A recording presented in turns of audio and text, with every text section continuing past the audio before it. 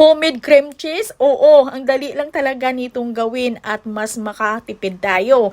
Ang lasa, ang amoy ay legit talaga na cream cheese.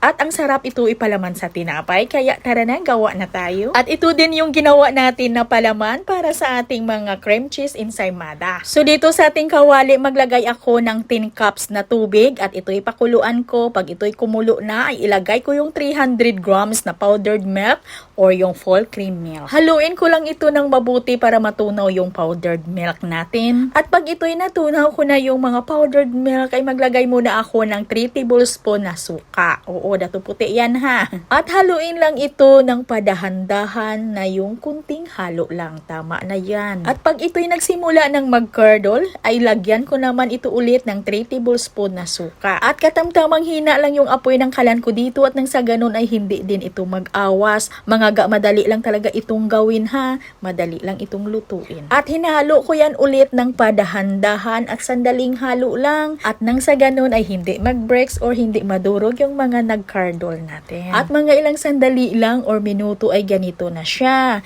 Ayan ang mga ga, nag-separate na yung water at yung ating powdered milk na mga nag-curdle. Maglagay naman ako dito ulit ng 2 tablespoon ng white vinegar.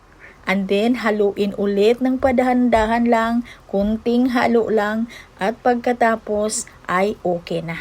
At ilang sandali lang ay ito na siya, namuo na yung mga nag-curdle natin, pwede na natin itong hanguin. Nakikita natin na mga bilog-bilog na, ay pwede na natin itong salain.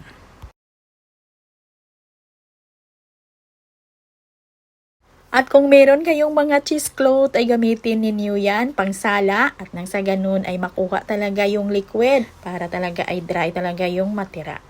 At yung sabaw nito ga ay huwag mong itapon. Baka meron ka dyang karne na kailangan mong i-marinate. Oo, masarap din ito gamitin na pang marinate, pang babad sa iyong karne. At ito'y ilagay natin sa blender para maging smooth at pino pa talaga. Lagyan ko ito ng 1 tablespoon ng butter at 1/8 teaspoon ng iodized salt. Kung walang blender, pwedeng food processor at pwede na rin yung hand mixer. At maglagay muna ako dito ng 3/4 tablespoon na evaporated milk. At naglagay pala ako dito ulit ga ng another 3/4 tablespoon na evaporated milk. Bali 1 1/2 tablespoon na yung evaporated milk na nilagay na natin dito. 300 grams na full cream milk na Burt's Tree brand yung gamit natin dito.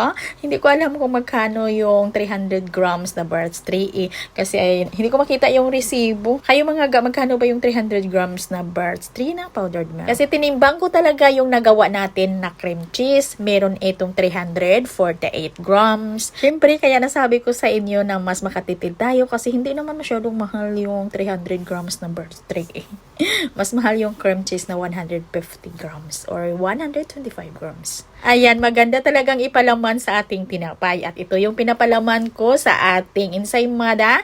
Pero pinaprocess ko ito, hinaluan ko ito ng ACC whipping cream, yung ating cream cheese na homemade. Nang sa ganun ay medyo dadami din at lalong sumara pa. O ayan ang mga legit ha, yung lasa at ang amoy, promise. Gawa ka nito, madali lang talagang gawin. Basta kumulo na yung tubig mo, ay dire-diretso na yan. Doon lang tayo matagalan sa pagpakulo ng tubig. Kasi medyo marami yung tubig na kailangan natin dito para lulutang talaga yung ating mga powdered milk. Oo.